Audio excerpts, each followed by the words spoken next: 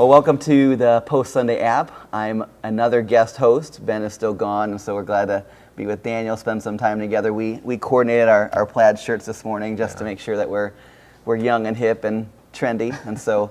But this morning we're gonna talk about the sermon yesterday. It didn't work, I don't think. No, but we're giving it a shot. But so yesterday we just had a great service of worship as we had communion together as a church, and we just continued our series in Genesis, looking at the life of Joseph in Genesis 39, and focusing on the righteousness of the Redeemer.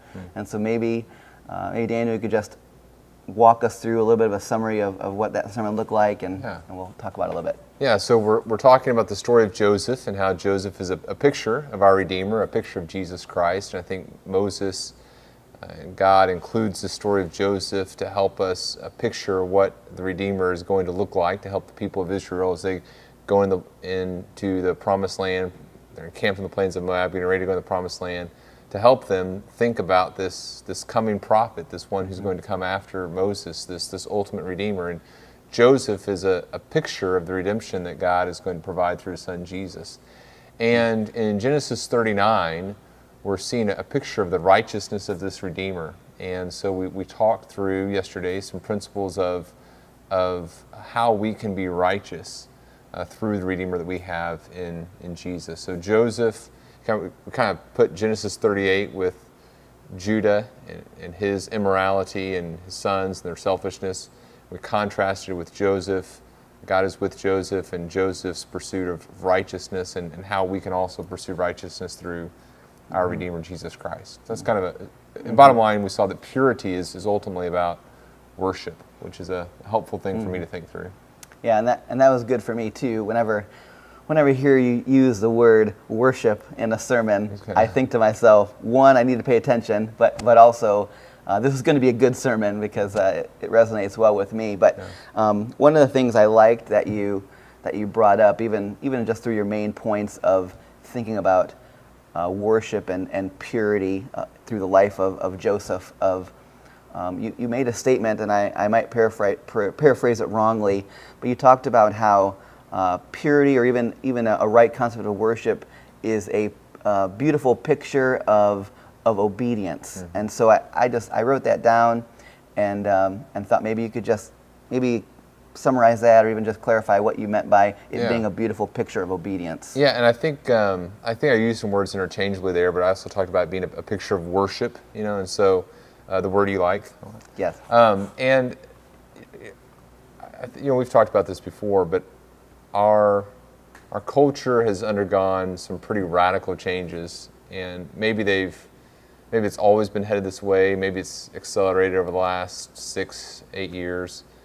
But the culture in which our children are going to grow up and inherit has different values and norms than the culture that you and I grew up in.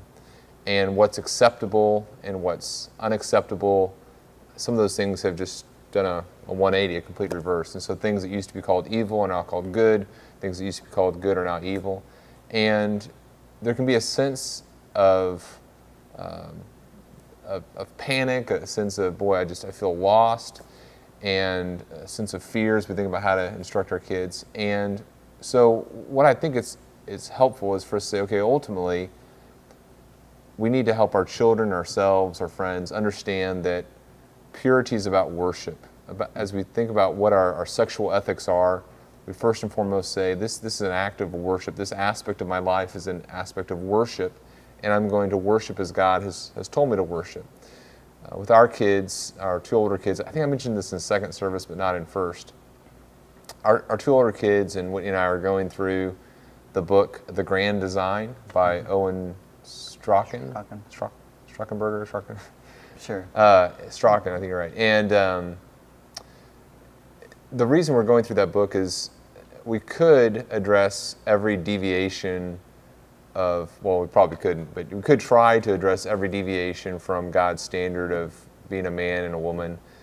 But instead, I want to just paint for them a biblical picture of this is what it looks like to be obedient to God in this area, to worship Him in this area. And and to help them see the beauty of that, and to desire that. Like this morning, Whitney and I had a coffee, just sitting on the couch together, and I thought, this is a picture of the joy you can have as you pursue God in a covenant relationship. This couldn't exist apart from pursuing God, just this time together in the morning.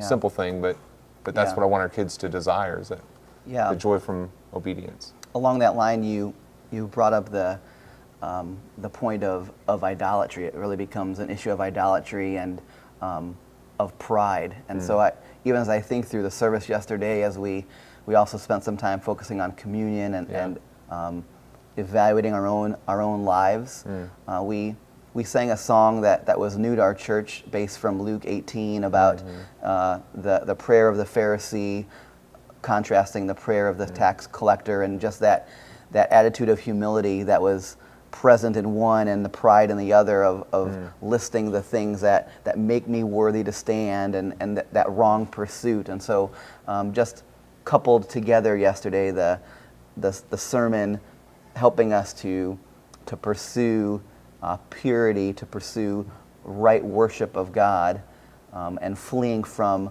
idolatry or selfish desires, putting that together with the aspect of communion, of really evaluating our hearts. I just thought was a great time for us as believers, as those who would gather to evaluate. And so one other question that I had as we think through applying that sermon was just, what would you say, or how would you encourage someone who heard the sermon yesterday and would say, boy, I'm too far down this road of paying the consequence of my sin, or the decisions that I've made, or I don't know how I could find that grace, or what would you say to them? How would you encourage them today based on the text? Yeah, well, I'd encourage them to acknowledge that. And I think that's, every person has to come to that point of saying, I'm a sinner.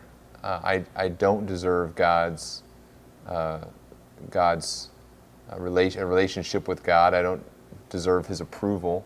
I deserve His condemnation. And every person needs to come to that point and call upon Him on the basis of the Redeemer, on the basis of Jesus Christ, and say, okay, I need Christ's righteousness. I'm trusting in Him on the basis of His death and resurrection, because I don't in and of myself have the right to stand before Him. And so that's why I would encourage a person who feels trapped in maybe trapped in those types of sin to call upon Jesus, love Him, see His value, see His worth, cling to Him, and then begin, as you're in Him, begin to put to death the things of the flesh. As we read about from Colossians chapter 3, put to death therefore what is earthly in you. It's the first one, sexual immorality. And by the way, I felt like you did a great job with communion yesterday, weaving it into the larger part of the service. And what's the name of that first song that was right after? So it was called Not in Me. Not in Me. And based off of Luke 18, verses 9 through 14. Okay. So great song of confession and worship. So. And I called you out publicly in first service. I love when you do that. You're okay with that? Yeah, it's great. It's less. It feels less formal, when I just yell at you from that. Always okay. Yeah, I wanted to make sure that it was okay to cut the last song, because totally fine. I was going a little on the long side. Yeah. Communion Sunday. Right. So, but no, great sermon. We'd encourage you to listen to online, and join us next week as we continue the series through the foundations of the gospel.